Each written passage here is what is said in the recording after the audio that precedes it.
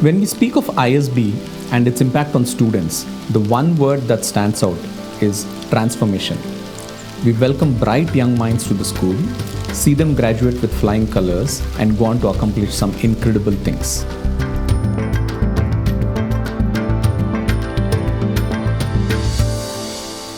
They met at ISB, stayed in touch, and got married before embarking on their journey as crusaders of positive stories.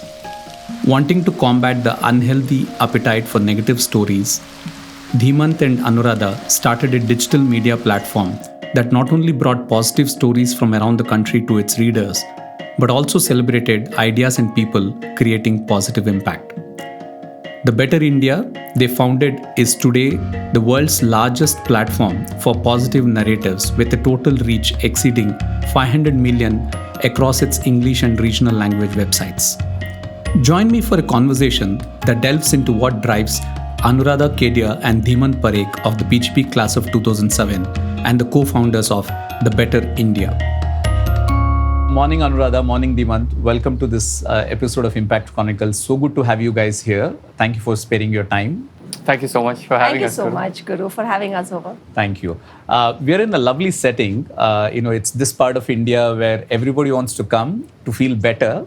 And that brings me to the founders of Better India, people who've created a significant positive impact in the lives of millions of Indians through a venture that you started years ago as a side gig or a hobby.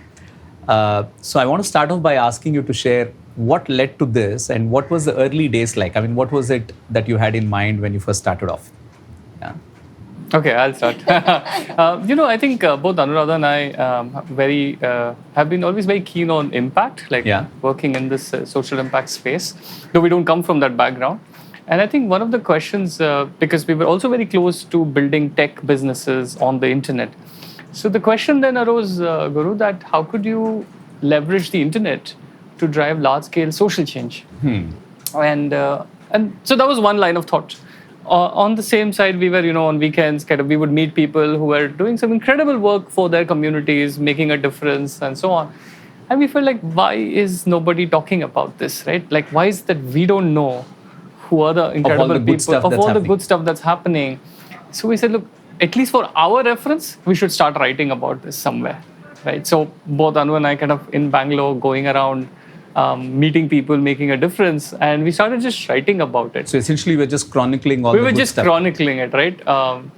Just said that, look, India needs this. Like, someone needs to showcase this, throw a spotlight on this, because otherwise it's just going to get lost. Yeah. So as we started writing these stories, we started noticing a very interesting trend emerge. And the one thing was that we would always start getting emails from people saying that thanks for writing about this organization. We were able to, learn from them, and we're replicating those solutions in our neighborhoods.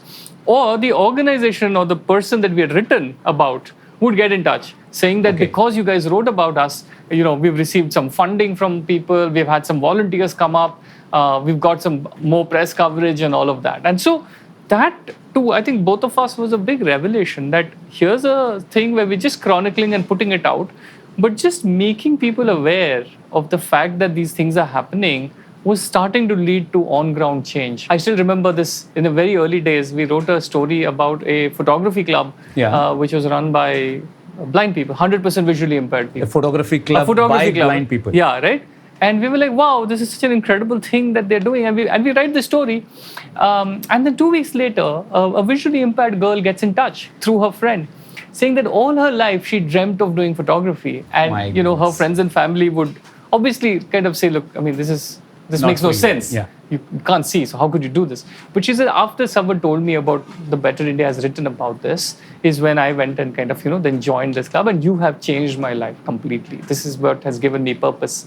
And I think that was the early sort of revelation to us that the power of stories can actually change lives. And if we could do this with one life, when we were read by a few tens of people, imagine what we could do this. So I think that really kept the momentum going. Every week, getting to know there's some change happening, someone's making a difference.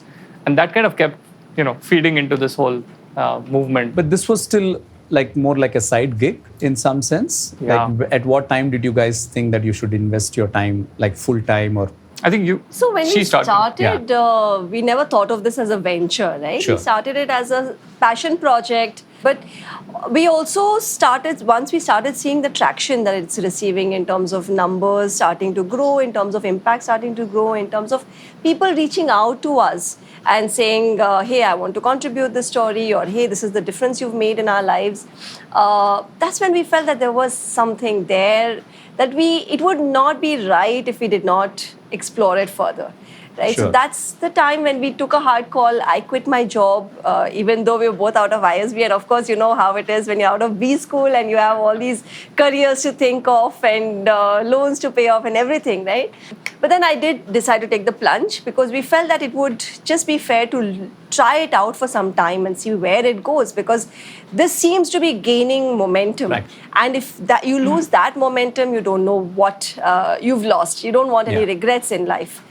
Later. So that's the reason I quit first. I started working with building out a network of contributors. We had at a time over 500 contributors who started sending in stories from the ground. So these were our eyes and ears on the ground.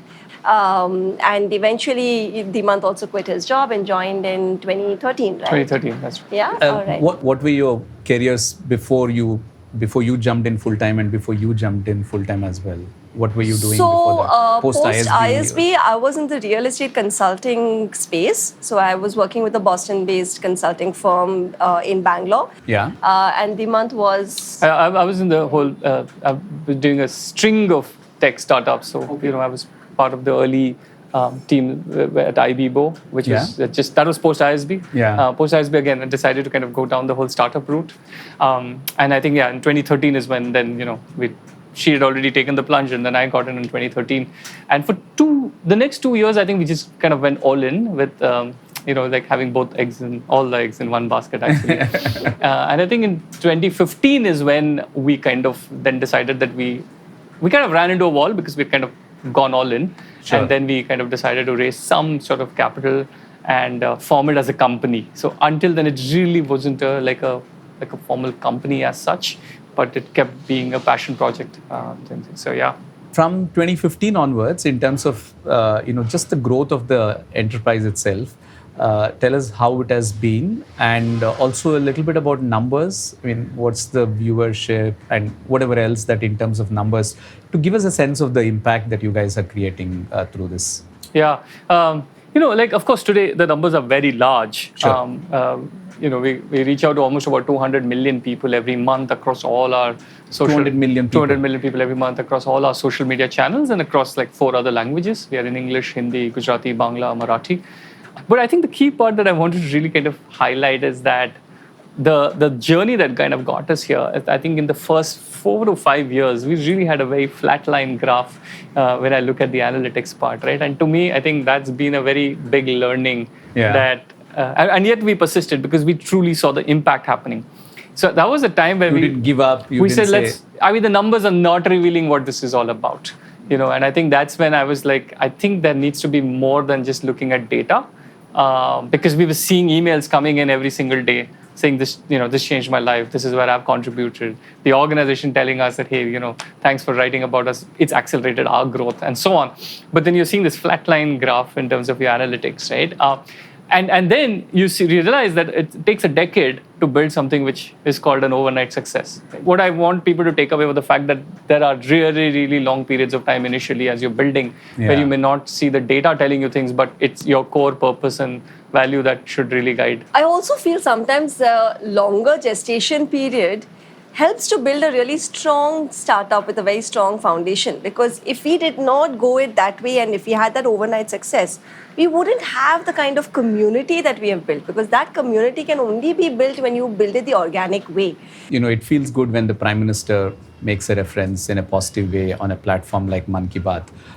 What are some of the other sort of glowing tributes that you would have got that made you feel like, every founder needs that injection of energy because it's a lonely journey of an enterprise creation? I think that's happened along the journey at different milestones. I think we've had, of course, the government also appreciate a lot in terms of what we've been doing. And What has been heartening to note is that a lot of the stories that we've featured and the people we've featured have been reached out to by industrialists and by the government and by different institutions to help them scale up.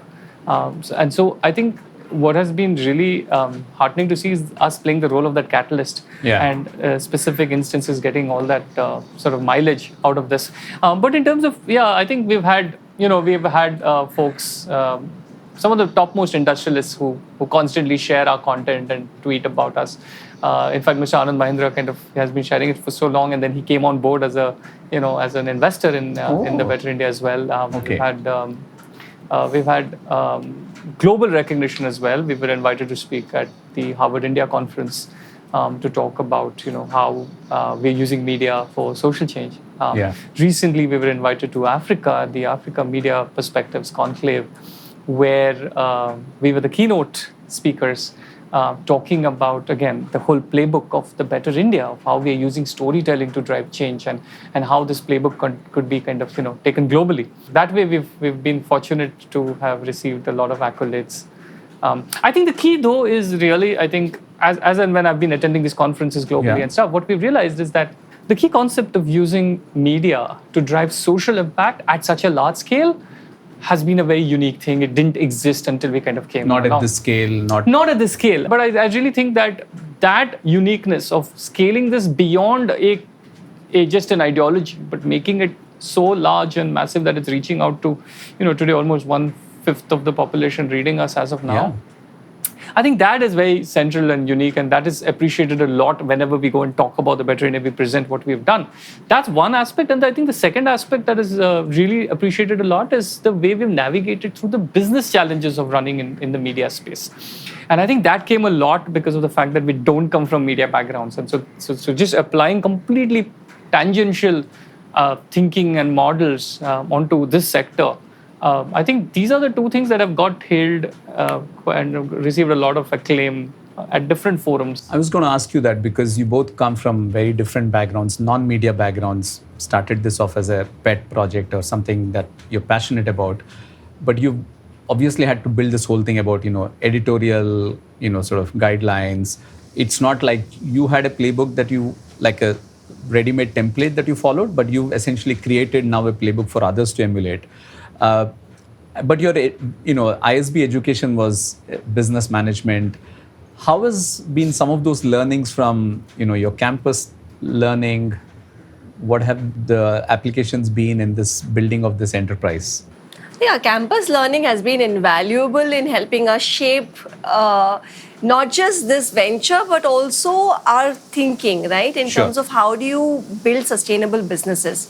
Because when you're getting into the impact space, like most people ask us, are you an NGO? And we have to say, no, we are a social enterprise. Because we wanted to make sure right from the beginning that we are not an organization that's dependent on charity or any of the other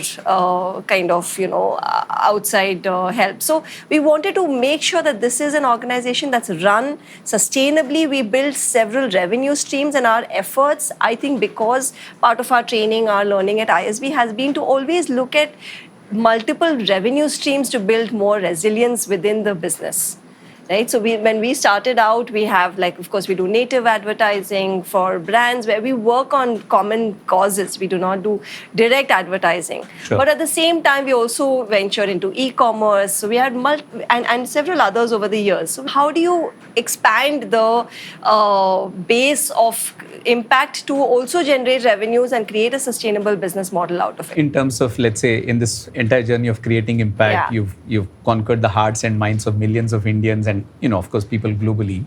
But what's the future of Better India looking like? I think we get that asked a lot, right? What's the future of the Better India? I think, again, it goes down to what Anu was saying. I think our core thesis remains the same. How can you create impact at the largest scale possible, leveraging the internet? And what paths will take us there? I think we will discover along the way. I also think that this playbook could go global, that there could be potential ways in which this could have elements of taking it to other countries. Do we do that, or do we partner with folks? That's another very, very huge opportunity, because what has been proven beyond doubt from, at least in our heads, is that these focusing on the right stories and narrated the right way can actually change people's lives. like significantly. We've seen that, like complete transformation happening in weeks because of something we've published. And I think that should be a global thing. I mean, in today's world when everything is connected, how do we kind of educate and create awareness about the fact that this model works and we should really kind of have it as far and wide. So regional, going to all everyone in languages, and then see if there's a global playbook to this.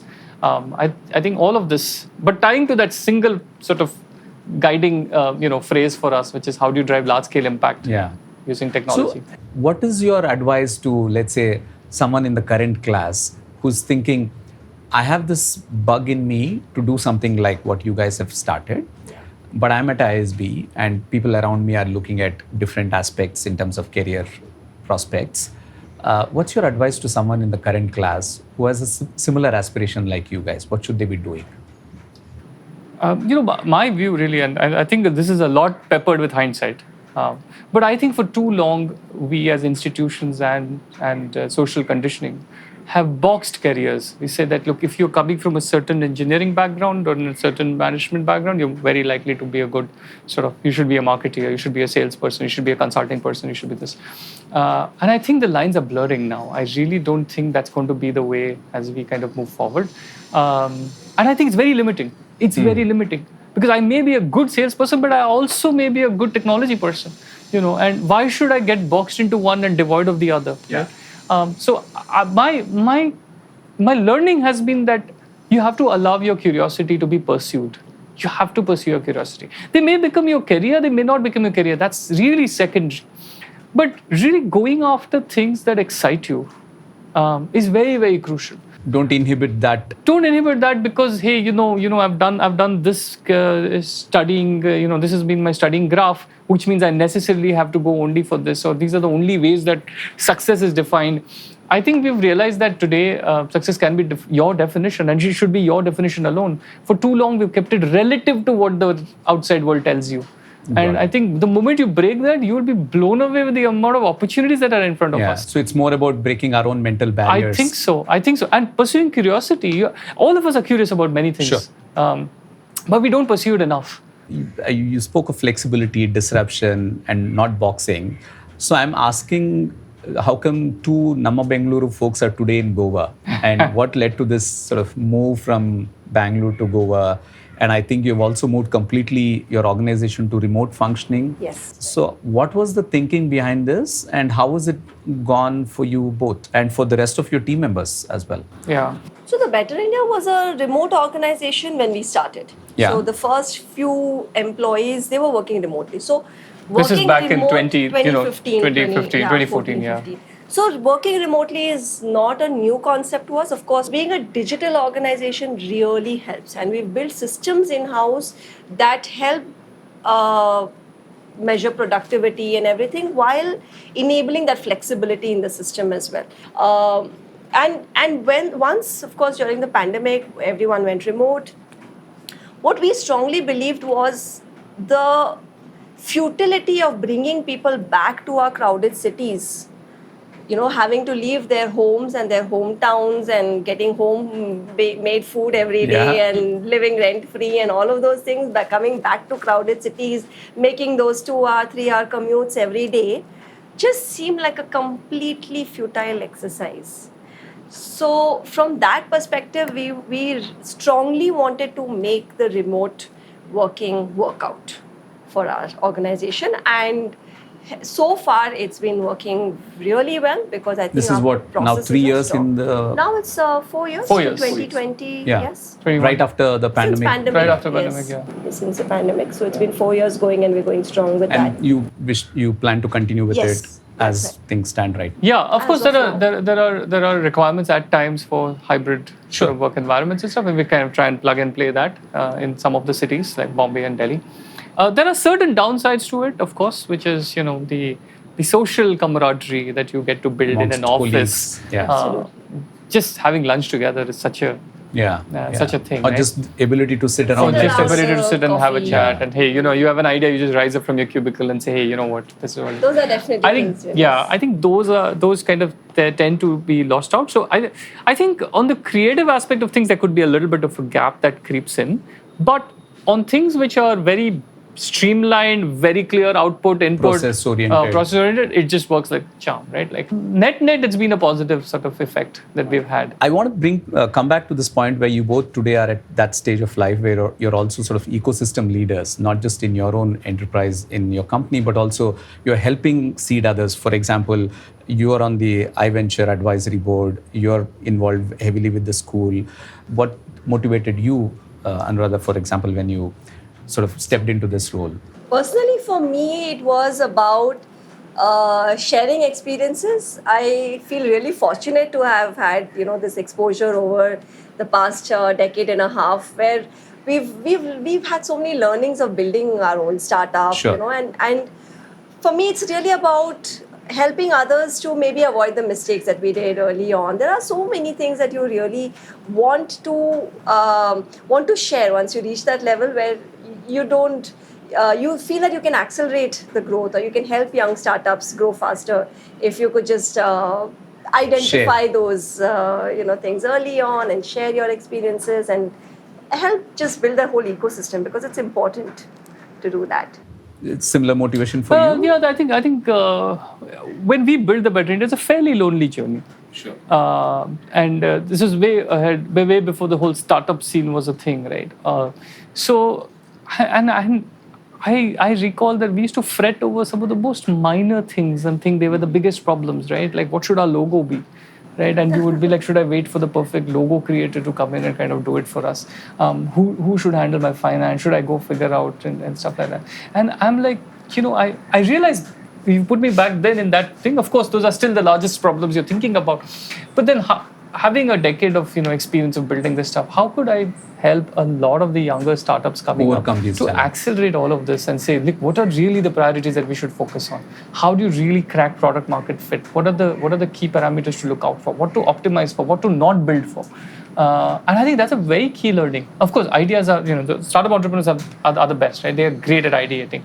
But then a lot of them get lost into, what do you prioritize first? Because everything seems important. Yeah. When you're building something from scratch, everything seems important. Did you guys dip into the alumni network to leverage a lot? And so tell us a little bit about a lot. Actually, in the early days, one of the things I would also do is send out emails to the alumni with my footer saying the betterindia.com, so that people would click, and I would want to just monitor that, hey, you know what, we're getting some traffic from the alumni network. We would different times, like seek out for technology solutions. Send out a mail saying, hey, I'm working on this. Do you guys know who could help us handle this?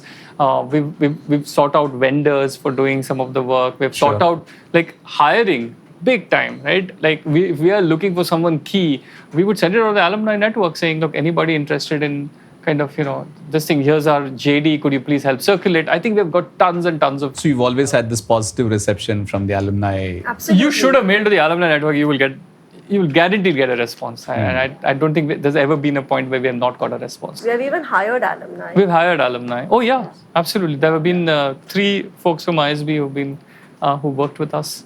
I think I when I look back at it, and I also speak to other friends of mine who come from different institutions, I think what clearly stands out is the power of our alumni network. It's just incredible. And I don't just mean by the people, right? It's just so easy to access. Yeah. And it's so guaranteed to give you something actionable. It's opened up doors for us in so many places. I can't even count on it. It's just been numerous occasions right from the time we started. Even recently, right? If we wanted to do some financial transactions, we want to figure out raising capital. There are enough, iBankers. There are enough, people in the venture capital space, or folks who understand strong finance backgrounds who will just jump in and explain to you how this thing works. And offer help completely. And offer help completely, right? Yeah.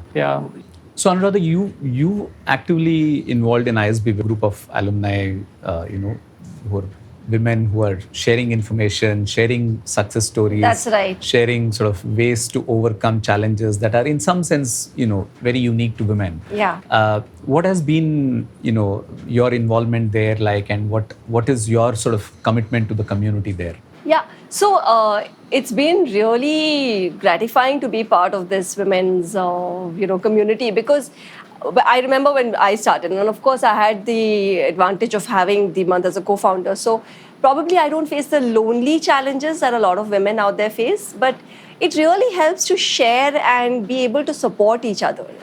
If I look back at my own, batch, there are so many women in great positions today who are able to not just entrepreneurs like us, but women who have access to capital, who can provide mentorship on so many different aspects, who are in industry, different sectors, quite at the top of their careers and their game. So I see this as a really vibrant community coming together, sharing their experiences, giving mentorship, giving advice, being supportive of each other. And personally, I mean, I've had a lot of women reach out to me, and I'm really, it makes me really happy to be able to share my journey and be able to help them, because like Dhimant said, there are small things that you fret when you're starting out, right? And it really helps to have somebody who's senior be able to, look at the larger picture and maybe guide you and mentor you in different ways. Lovely. It's gratifying. So you both have like 17 years since you've graduated from ISB. That's right. And you've seen the school grow from, back then it was still early days. Yeah. So from your sort of distant but still, very involved view of the school, what do you think the school is doing well, one, and what do you think we could do better as an institution? I mean, school is doing great, right? Like ISB has just grown from strength to strength in the last since the last 17 years that we've been around. Constantly seeing it, the rankings are showing the kind of innovation that ISB is doing has been. Honestly, I didn't think that there would be so many different ways in which ISB will start having an impact on businesses in India. More specifically to the PGP program that I've kind of that I was a part of. My suggestion would be that if we could bring in addition to the faculty that we have, if we could bring in some of the practitioners who have built or scaled, businesses or initiatives, significantly over many years, to come in and kind of, spend time with the students, to kind of go through it as a sort of a workshop model way, right? Yeah. So in some sense, combining the academic knowledge from faculty with sort of with the alumni who have done it, and I think with the alumni we have, I think there's it's a great way to bring back more alumni. I think that's and so much learning in pockets in every alumni that you look at, right? So just opening them up is, I think, magic. Yeah. I'm going to do a rapid fire and ask you questions, and maybe I'll ask both of you. This is a different version. You guys are having coffee, so we could sort of use this. So what are you reading right now? What's the book that you're reading right now, or what's the last book that you read? Okay, so diverse, like I'm reading multiple books right now, but one of the really nice ones that I'm reading is a fiction, work of fiction called The Covenant of Water by Abraham Verghese. It's a very nicely written story about a multi-generational family in Kerala starting from the 1900s, and very interesting. So after a long time, I'm enjoying a work of fiction. I'm currently reading a book called The Order of Time. Okay. It's by a guy called Carlo Rovelli. It's basically the idea of time in the physics, in the quantum mechanics space, and how time and where does time fit into our understanding of everything. It's a more sort of technical physics book, and I've been an avid physics student right from high school, so I love the subject. So I read a lot in that. Since it's rapid fire, I'm going to be rapid. Like I'm going to just give you one word answers from now on. So a lesser known fact about you? About both of us actually is that we share our birthday. Won't tell you. Oh wow! Yes. Which is? We won't reveal that. We'll find out. We have your data. Know a lot about us then. Lovely. We share our birthday. What does Better India stand for you? Better India, not the enterprise, but Better India. I think for us, at least for me, I think Better India stands for a world which is a lot more empathetic towards each other. I think that's very, very crucial. That's being empathetic towards our fellow citizens. For me, a Better India is a land of equal opportunities. I think that's very important. Today, we live in a very, very unequal world. How do you unwind? Reading mostly, but just finding diverse new things to learn about. what's your downtime like? I mean, I love long distance running. Okay. And that's my downtime. That's very meditative. Yeah. In one word, what does ISB stand for? From your experience, from your journey? For me, it was the sort of the stepping stone. It was the key milestone because that's what brought us together and that's what led to the Better India. If not for ISB, I don't think the Better India would have existed. For you? For me, it was a melting pot of different perspectives, thought processes, mindsets, mental models. It was just this opening up, unlocking of a box, you could say, right? Which just shows you there's so much out there that you haven't explored before. Is there something you want to tell our viewers that we haven't spoken about in the last few minutes? No, I think we've spoken about it a lot. Yeah, do read the Better India. I mean, share it with your friends and family. Of course, as like, an entrepreneur, subscribe. you always have to plug in as You have well. to sell. Like, but, subscribe, share, save. No, but I think what the one thing I would like to really kind of highlight is staying true to your purpose for really long periods of time is very important to find success in anything. I think for a lot of us, the idea of compounding is not intuitive. And in compounding, the one key parameter that trumps everything else is time. Just giving it time, as long as you're doing the right things, eventually leads to very large-sized outcomes. So I really want to kind of leave people with the fact that whatever you kind of decide to do, but giving it enough time and staying true to the purpose that you started off with, I think just does magic on its own. This has been a fascinating conversation, I mean, and to end on this note about this patient pursuit of purpose is such a positive way, and everything about what you both have done so far and are continuing to do is all about positive. This whole Better India, I mean, it brings such positive things into our inboxes, on our social media feed every day. Thank you so much, both of you, for sharing your thoughts, but more importantly, for the work that you're doing and for the sort of pride that we all take in your work as ISB. Thank you so much. Thank you so much. Thanks, Guru. Thank you. Thanks a lot. Thank you.